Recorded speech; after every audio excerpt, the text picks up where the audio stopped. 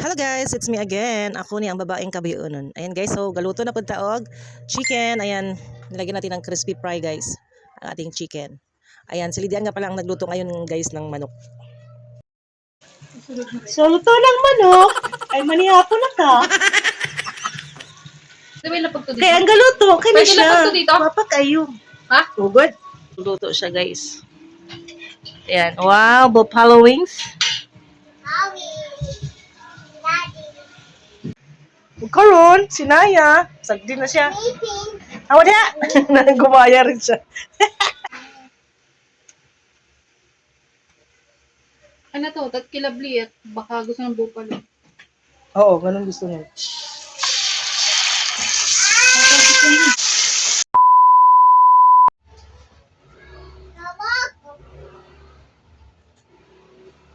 Hindi ba kami naya? Ano?